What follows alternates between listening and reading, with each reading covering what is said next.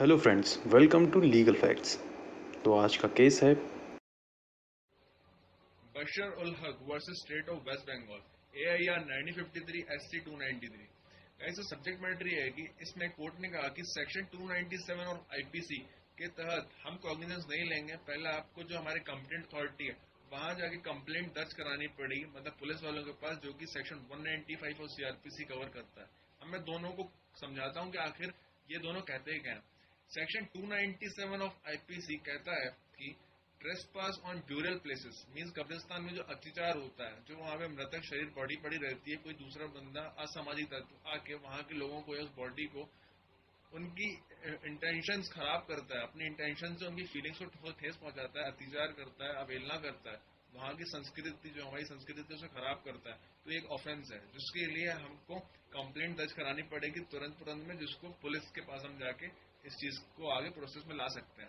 और सेक्शन 195 जो है ये एक कोऑर्डिनेशन है इस कंप्लेंट का, जिसमें हम पुलिस वालों के पास जाएंगे और पुलिस वाले उस चीज पे एक्ट करेंगे। और कोर्ट ने कहा कि पहले आपको वहां जाना पड़ेगा, उसके बाद ही जो है कोर्ट उस पर एक्शन लेगी। ठीक है गाइस, अब चलते हैं फैक्ट्स की ओर। फैक्ट्स ऑफ द केस जो है गाइस, इसमें 2/9/1949 को एक मोक्षा दलोई दसाई नाम की एक माता जी होती है, जिनके बेटे का नाम होता है धीरेन्द्र नाथ सहरा। वो उनके एब्सेंस में जो उनकी मदर होती हैं वो एक्सपायर हो जाती हैं। तो वो जब 8 बजे अपने घर पहुंचते हैं धीरेन्द्र नाथ सहरा, तो उन्हें पता चलता है कि मेरी माता जी एक्सपायर हो गई हैं। तो उनकी डेड बॉडी को लेकर अपने साथ वालों के साथ क्रेमेशन ग्राउंड पहुंचते हैं उनके फ्यूनरल के लिए। तो होता ही होगा, नरहुल हक जो उनके आसपास या सब पड़ोसी होंगे उन्हें पता चल जाता है। वो सब इंस्पेक्टर के पास जाते हैं, रिपोर्ट लिखवाते हैं और उनसे कहते हैं भाई इन्होंने अपनी माता का पीट पीट के मार मार के हत्या कर दी है, गला दबा के हत्या कर दी है। फिर होता ही है कि ये पुलिस वालों के साथ पहुंचते हैं क्रिमिनल ग्राउंड और अपने साथ के अपीलेंट्स भी होते हैं इनके साथ। वहां पे पहुंच के वो पॉइंट आउट करते हैं कि देखो ये जो है यही है। तो वो सजेस्ट करते हैं कि इसे बाहर निकलवाओ, क्योंकि उसमें आग लग चुकी होती है। तो उसे आग बाहर निकलवाया जाता है, उनकी बॉडी को टटोला जाता है, देखा जाता है कि आखिर उसमें क्या हुआ। तो उनको कोई भी मार्क नहीं मिलता है जो दिखाई पड़े कि उसको गला दबा के मारा है या बहुत सारा मारा है, जिस प्रकार की उनके ऊपर कंप्लेंट दर्ज कराई होती है। और उनको भी दिखाया जाता है कि देखो कहाँ है। और उस बॉडी को पोस्टमार्टम के लिए भेजा जाता है और वहां जब वापस आती है तो वो एविडेंस सामने निकलता है कि नहीं ये झूठा केस है जो उसने दर्ज कराया है। इसमें धीरेन्द्र नाथ सहरा जो है वो रिलीफ मिल जाता है, रिलीज हो जाती है, क्योंकि उन्होंने कुछ किया नहीं होता है और उनके खिलाफ कोई एविडेंस नहीं होता है। ये कहानी आगे बढ़ती है तो धीरेन्द्र नाथ सहरा ने अपनी मानहानि का केस लगाते हुए, पहली चीज, और दूसरी चीज सेक्शन 297 ऑफ IPC कहती है किसी के इंटेंशंस को आप ठोस पहुंचाओगे तो ये कॉग्निजेंस का केस होता है। तो ये दोनों के चक्कर में उन्होंने अपना केस दाखिल कराया कि इन्होंने हमारी प्रसिद्धि फेम के ऊपर उंगली उठवाई है, हमारे रिलीजियस फंड जो इंटेंशन है उसके ऊपर उंगली उठाई है और हमको बदनाम करने के लिए एक्ट किया है।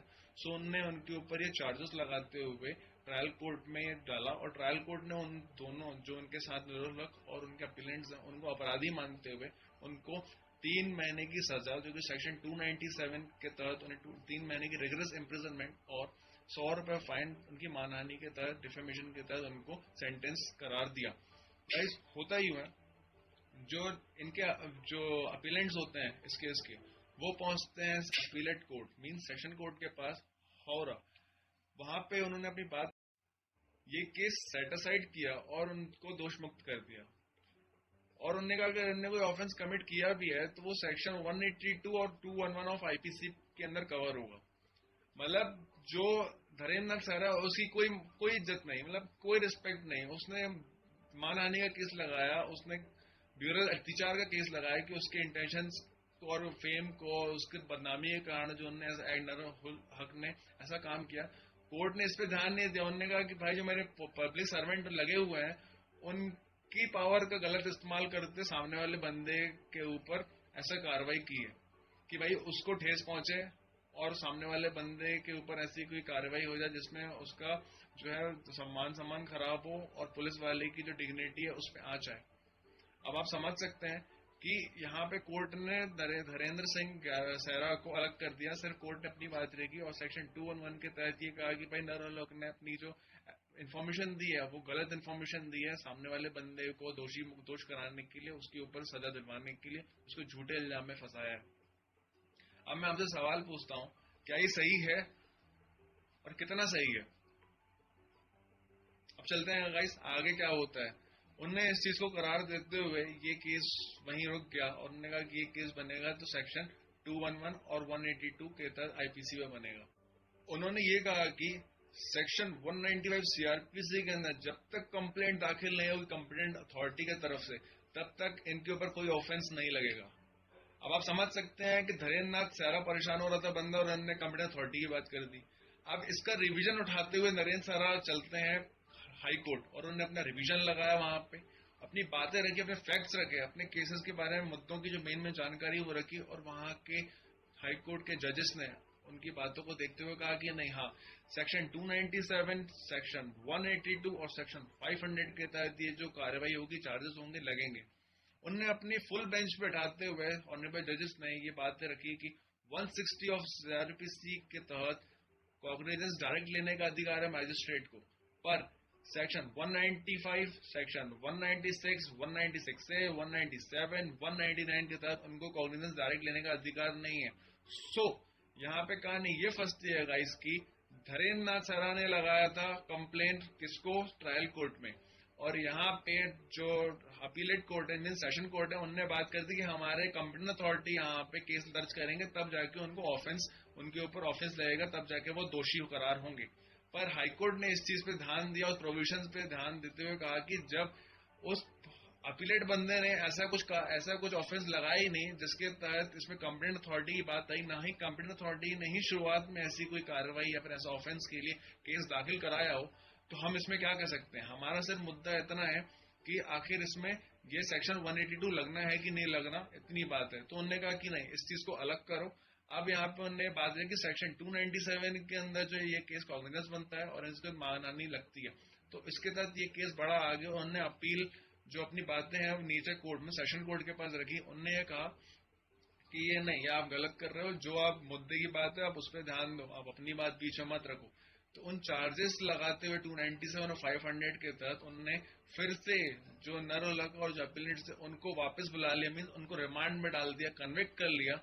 और ये यहाँ पे जो केस है आप समझिए कि उनकी अपील जो थी उनकी खारिज हो जाती है और फिर से वो जेल में जाने के बाद ये जो है 297 के अंदर बताया जाता है कि जो कॉग्निजेंस है धीरेन्द्र नाथ सैरा का है, लगने के बाद इनको 3 महीने की रिग्रेस इम्प्रिजनमेंट और 100 रुपीज फाइन कंटिन्यू होता है। हाईकोर्ट के ऑर्डर आने के बाद की ट्रायल कोर्ट की जो डिग्री है वो कंटिन्यू होगी।